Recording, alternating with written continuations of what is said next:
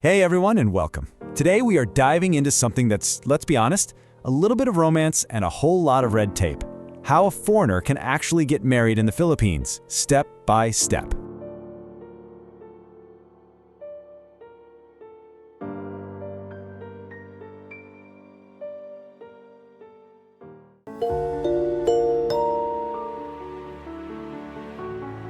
So, you're looking to get married in the Philippines. That is awesome. It's such an exciting time.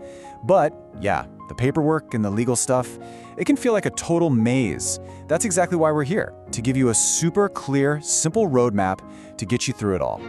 And look, you've probably Googled this already, right? But what we're about to go through is the real deal. We're going to cover the things that most online guides just seem to forget. And trust me, these are the little details that can save you a massive headache. Okay, let's jump right into phase one, the foundation. I mean, you gotta start with the paperwork, right?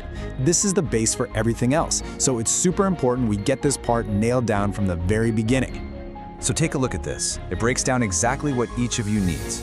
On your Filipina partner side, you've got the PSA birth certificate, a valid ID, the community tax certificate, and this thing called a Sinomar. We'll get to that. And for the foreigner, it's pretty standard stuff. Your passport, birth certificate, and then this really important one, the certificate of legal capacity to marry. All right, so I mentioned the Sinomar. What on earth is that?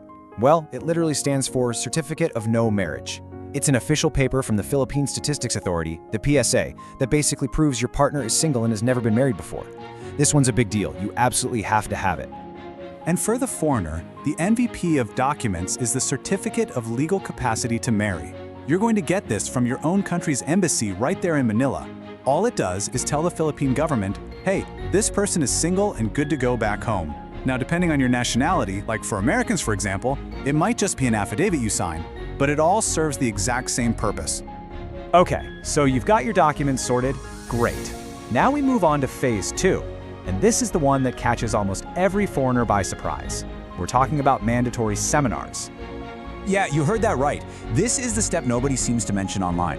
Before you can even think about applying for that marriage license, both of you have to go to counseling. It's required by the government. So what does that actually mean? Well, you'll go to these sessions on pre-marriage counseling, family planning, and all that. They talk about everything: money, cultural stuff, parenting expectations, and when you're done, you get a certificate. The key takeaway here: no certificate, no marriage license.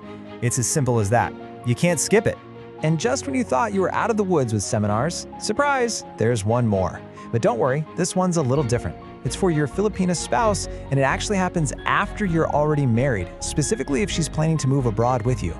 It's called the Guidance and Counseling Program, and it's run by the CFO, which is the Commission on Filipinos Overseas. The whole point is to get your new wife ready for life in a new country. They cover cultural changes, your legal rights, the real world stuff. And that certificate she gets, it's absolutely essential for her visa and immigration process later on. All right, paperwork, done. Seminars, done.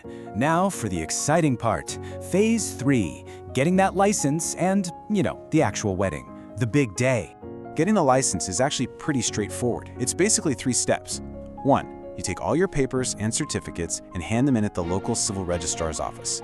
2, they post your application publicly for 10 straight days. It's an old school thing to make sure nobody has a legal reason you can't get married. And 3, if the coast is clear after those 10 days, boom, you get to go pick up your marriage license. So, you have the license in your hand. Who can actually do the honors? Well, you've got options. It can be a judge, a mayor, a priest or a minister, even an imam or a rabbi. You can go civil or religious. But here's the one rule that applies to everyone. You have to have 2 adult witnesses, no exceptions. And hey, here's a big pro tip for you. A lot of weddings in the Philippines are Catholic church weddings. If that's what you're planning, just be ready for a few extra hoops to jump through. The church will want more documents, like baptismal certificates, and you'll have to do their own marriage seminar called Pre-Cona.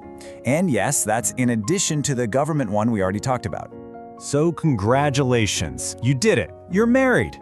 But hold on, we're not quite at the finish line. There's one last super important admin step: making sure your marriage is officially, legally registered. The good news is your officiant, the person who married you, handles this part. They submit the marriage certificate to the local civil registrar, and then it gets sent on to the PSA, the National Records Office. Just a heads up on timing. It usually takes a couple of months, maybe 2 or 3, before you can get official certified copies. And you're gonna need those for visas and pretty much everything else. Phew, okay, that was a ton of info, I know. So let's pull it all together. We're gonna look at a simple timeline, and I've got some final tips that you'll definitely want to remember. So if you look at this, it's actually not that bad, right? The whole thing can be done surprisingly fast. If you're on top of your game, you could get your documents in week 1, do the counseling in week 2, wait out that 10-day posting period, and you could be walking down the aisle by week 4. It's totally doable. Okay, if you remember one tip, make it this one. Schedule that government counseling seminar early. I mean, as soon as you can. Why? Because some city halls only run them, say, once a week, or even just a couple times a month. The last thing you want is for your whole plan to get stuck waiting for a seminar spot. And here's another huge one.